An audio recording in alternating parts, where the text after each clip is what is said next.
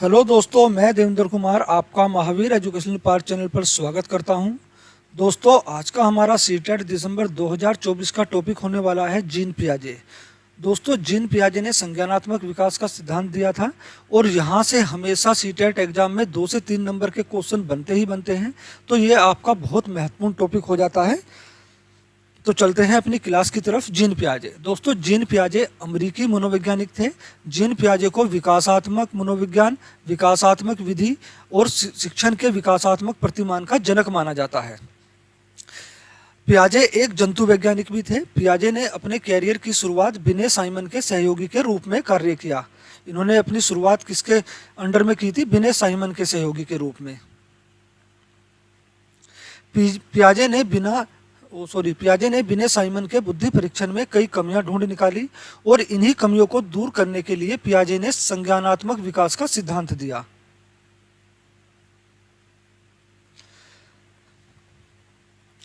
यह पियाजे का सबसे लोकप्रिय सिद्धांत है। इसके लिए उन्होंने अपनी बेटी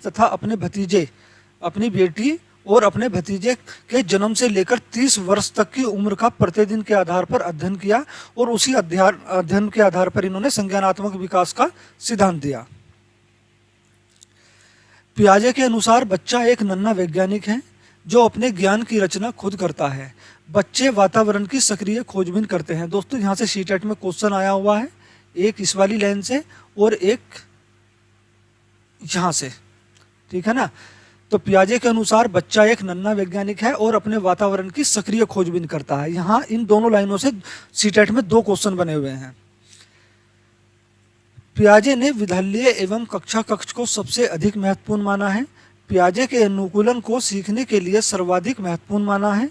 अनुकूलन को, ठीक है ना, पियाजे ने अनुकूलन को सीखने के लिए सर्वाधिक महत्वपूर्ण माना है क्योंकि पियाजे ने ज्ञान का निर्माण करने पर जोर दिया।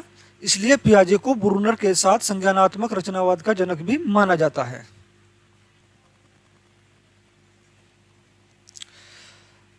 पियाजे ने ज्ञान के 3 प्रकार बताए। वे कौन कौन से 3 प्रकार हैं? पहला है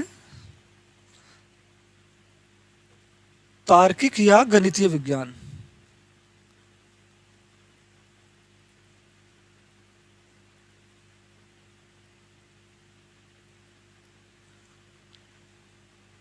दूसरा है शारीरिक ज्ञान।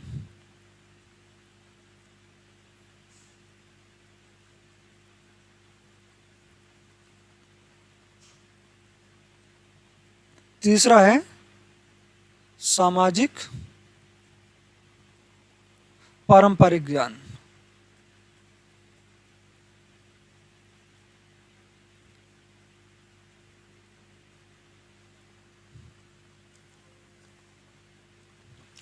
तो दोस्तों, पियाजे ने ज्ञान के कितने प्रकार बताए हैं? 3 प्रकार बताए हैं।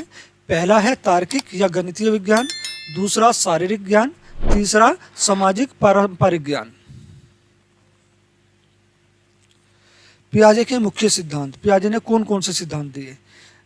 पियाजे ने वैसे तो बहुत सारे सिद्धांत दिए, लेकिन जो मेन है, जो सीटेट में जहां से क्वेश्चन बनते हैं, ये वे सिद्धांत हैं। विचार एवं भाषा का सिद्धांत,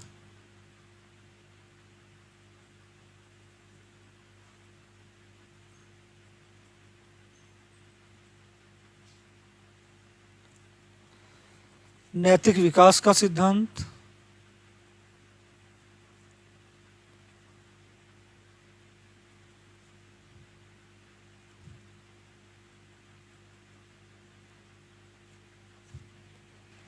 दोस्तों नैतिक विकास का सिद्धांत कोहलबर्ग ने भी दिया है और सीटेट में नैतिक विकास के सिद्धांत से ज्यादातर क्वेश्चन जो पूछे जाते हैं वो कोहलबर्ग के नैतिक विकास के सिद्धांत से पूछे जाते हैं। यहाँ से भी पूछे जाते हैं, लेकिन वहां से कोहलबर्ग के नैतिक विकास के सिद्धांत से ज्यादा पूछे जाते हैं।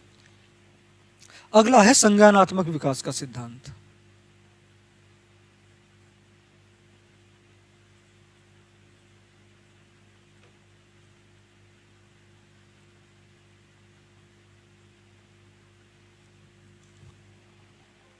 तो दोस्तों, ये पियाजे के कुछ मुख्य सिद्धांत हैं।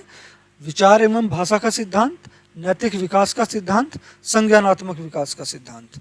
अब हम इन सिद्धांतों के बारे में डिटेल से जानेंगे। भाषा एवं विचार का सिद्धांत। पहले जानते हैं भाषा और विचार के सिद्धांत के बारे में। दोस्तों, भाषा एवं विचार का सिद्धांत जो है पियाजे ने अपनी पुस्तक लैंग्वेज एवं थॉट ऑफ द चाइल्ड से लिया है। मैं लिख देता हूं।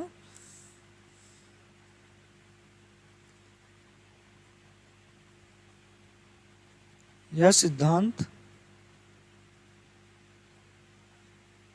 पियाजे ने अपनी पुस्तक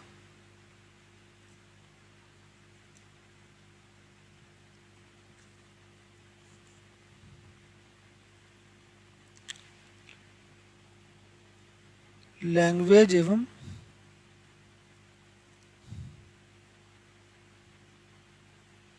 thought of the child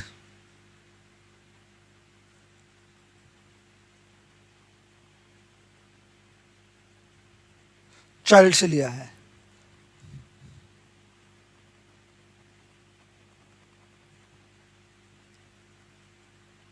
language and thought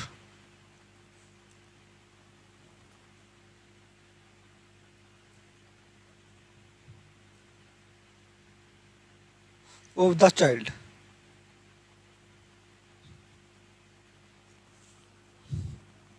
इस सिद्धांत को पियाजे ने दो भागों में बांटा है।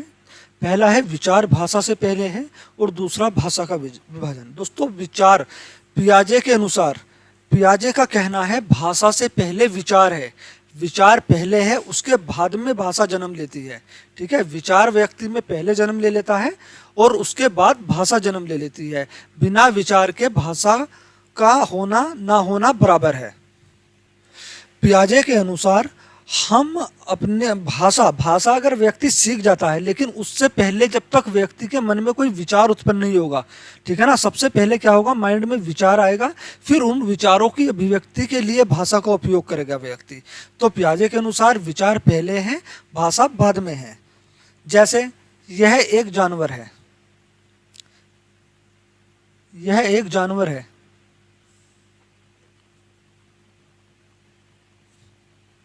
दोस्तों ये जो जानवर शब्द है, ये जानवर शब्द किसी जानवर या फिर किसी निर्दयी व्यक्ति के लिए भी प्रयोग किया जा सकता है। ठीक है ना, यह एक जानवर है, ये जानवर शब्द किसी जानवर के लिए भी जो है बोला जा सकता है और किसी निर्दयी व्यक्ति के लिए भी। जैसे कोई निर्दयी व्यक्ति है तो उसे भी कह देते हैं ना, ये तो जानवर है। ठीक है, तो इस तरह से आप अंदाजा लगा सकते हैं कि जानवर शब्द का अर्थ जो है वो भाषा से नहीं होता, बल्कि बोलने वाले के विचार से है। ठीक है, भाषा जो है बोलने वाले के विचार पर निर्भर करती है, वो विचार अपने माइंड में किस तरह का विचार लेके बैठा है। ठीक है, वो शब्द किसी जानवर के लिए ही जानवर शब्द का उपयोग कर रहा है या किसी निर्दयी व्यक्ति के लिए जानवर शब्द का उपयोग कर रहा है, ये बोलने वाले के विचार पर निर्भर करेगी। ठीक है, अर्थात क्या है, विचार भाषा से पहले है।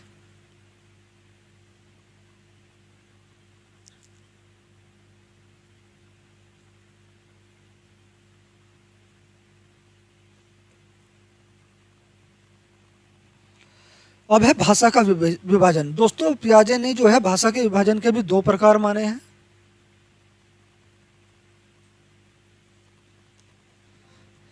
पहला है अकेंद्रित भाषा।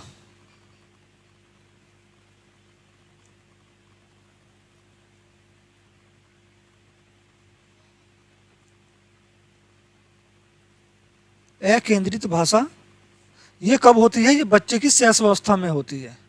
जब बच्चा अपनी शैशव अवस्था में होता है तो उसको कौन सी भाषा का ज्ञान होता है, अकेंद्रित भाषा। 3 से 6 वर्ष के बच्चे इसमें आते हैं। 3 से 6 वर्ष के बच्चे। दोस्तों, अकेंद्रित भाषा को ही सॉरी स्वार्थी भाषा भी कहते हैं। स्वार्थी भाषा या फिर इसको एक तरफा भाषा भी कहते हैं।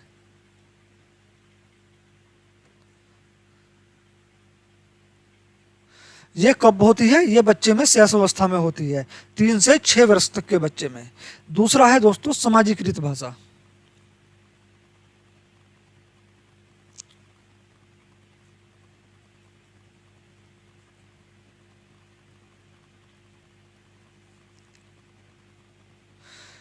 ये बच्चे के शैशव अवस्था के बाद होती है ना, शैशव अवस्था के बाद।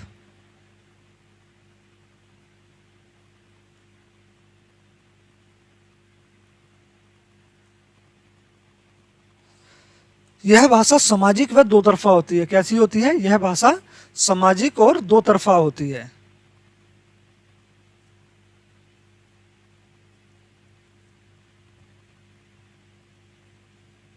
यह भाषा सामाजिक और दो तरफा होती है।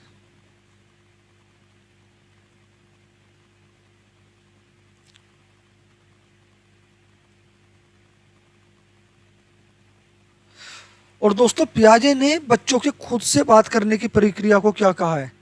ठीक है, जो बच्चा खुद से बातें करता है, और जैसे आपने देखा होगा छोटे छोटे बच्चे जो होते हैं वे खेलते रहते हैं और बड़बड़ करते रहते हैं कुछ ना कुछ अपने मन में ही, ठीक है ना, उसको बोलते हैं अकेंद्रित भाषा। ठीक है, उसको क्या बोलते हैं? अकेंद्रित भाषा बोलते हैं, या इसको सामूहिक एकलाप भी कहा जाता है। ठीक है, बच्चे का खुद से बड़बड़ाना क्या है? अकेंद्रित भाषा।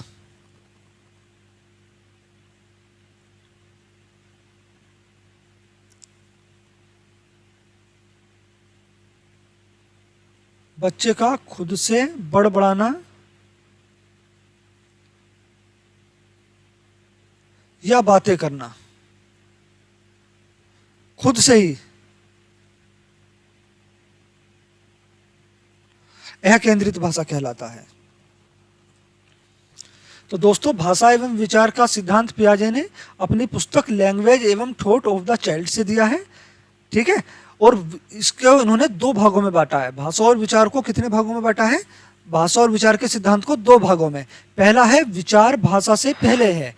ठीक है, विचार भाषा से पहले है। जब तक व्यक्ति के मन में कुछ विचार उत्पन्न नहीं होगा तब तक वो उसको व्यक्त करने के लिए भाषा का उपयोग नहीं करेगा। ठीक है, पहले व्यक्ति के मन में विचार आएगा, उसके बाद व्यक्ति उन विचारों की अभिव्यक्ति के लिए भाषा का उपयोग करेगा। ठीक है, दूसरा है भाषा का विभाजन, जिसको उन्होंने दो भागों में बांटा है। पहला है अकेंद्रित भाषा, बच्चे का खुद से बड़बड़ाना या बातें करना अकेंद्रित भाषा कहलाता है।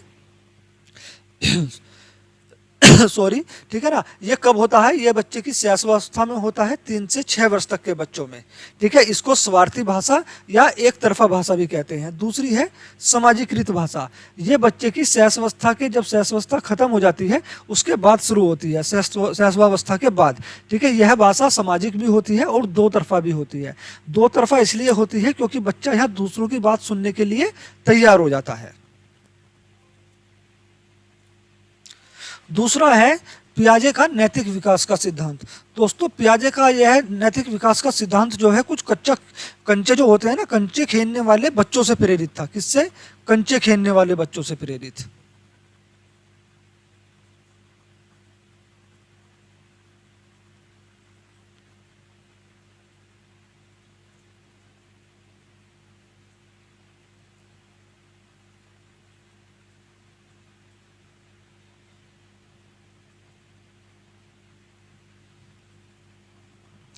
इस सिद्धांत के लिए पियाजे ने साक्षात्कार विधि का प्रयोग किया।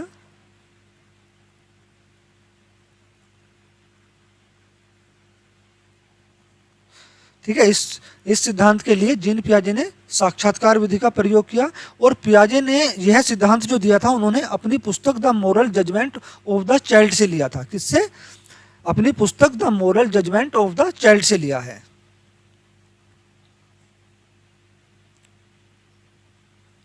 The moral judgment of the child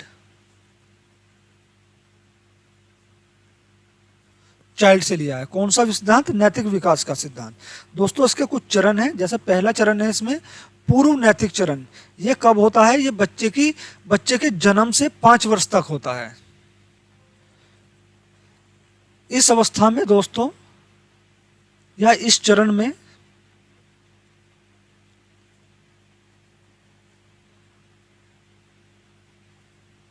बालक में कोई भी नैतिकता नहीं होती।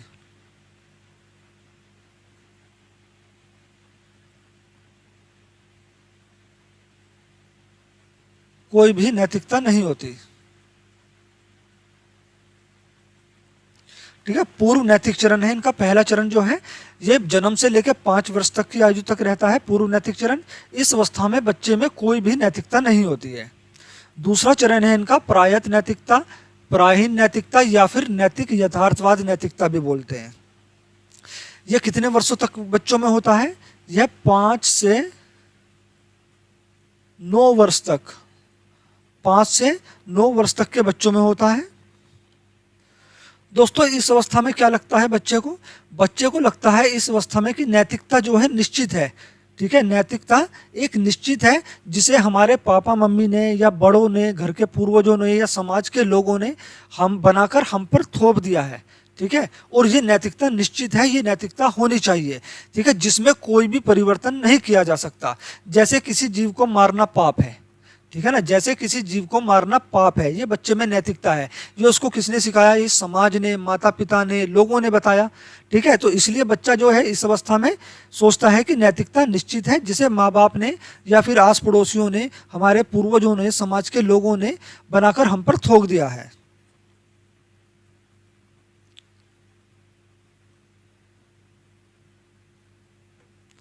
इस अवस्था में बालक को लगता है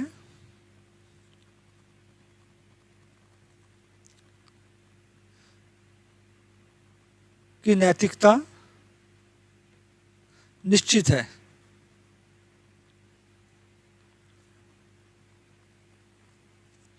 इसमें कोई भी परिवर्तन नहीं किया जा सकता। तो बच्चा कौन सी अवस्था में होगा? प्रायत नैतिकता, प्राहीन नैतिकता या फिर नैतिक यथार्थवाद नैतिकता। अगला है दोस्तों स्वायत्त नैतिकता, स्वाधीन नैतिकता या फिर नैतिक सापेक्षता। यह अवस्था दोस्तों बच्चे में 9 से 10 वर्ष तक होती है। जब बच्चा 9 वर्ष का होता है तब से 10 वर्ष तक